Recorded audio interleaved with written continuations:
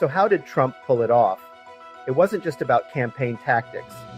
Sure, Kamala went from a hopeful message to calling Trump a fascist, and Trump's controversies, January 6th, the fake elector scheme, calling Puerto Rico garbage-affected voters.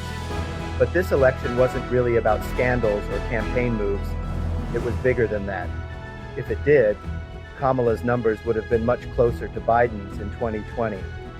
However, Kamala didn't just lose by a landslide in red states. She fell short in blue states too. She underperformed across the board. Cities, rural counties, blue states, red states, you name it. It's part of a global trend.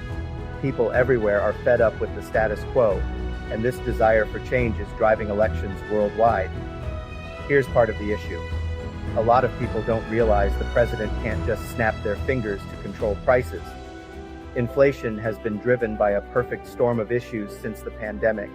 Factories shutting down, shipping delays, labor shortages, all of it threw off the balance of supply and demand. When things finally started reopening, demand shot up way faster than the supply chain could handle, and prices followed. Even though inflation has technically come down, essential costs like housing, medical care, and food are still high. And while wages have risen, they haven't kept pace with these costs, leaving people stretched.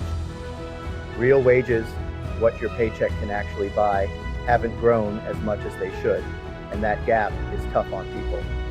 Consumer confidence is also shaky. Many don't feel hopeful about the future, and there's this lingering sticker shock from those pandemic price hikes that hasn't really gone away.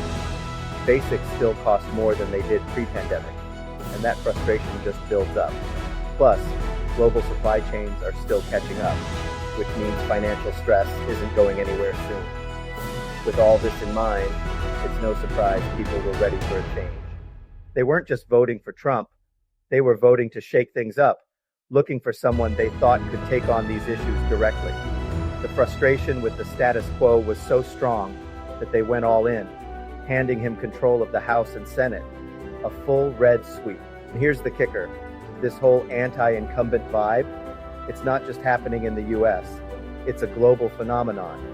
Around the world, voters are frustrated with the status quo and are pushing for change. We've seen it in countries like Argentina, where people turned away from the ruling party because of soaring inflation. In Italy, the same frustration led to shifts in leadership. South Korea, Poland, even Brazil, all have seen incumbents lose as people demand leaders who will actually address their everyday concerns. Of course, there are a few exceptions. Mexico, for example, recently saw Claudia Sheinbaum hold on to power. But even there, the tension is real. People are looking closely at leadership everywhere, and it's clear. Voters aren't afraid to shake things up if they feel their needs aren't being met.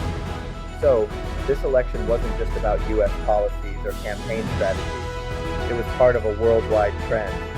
People everywhere are standing up and saying they want something different, and they're voting to make it happen.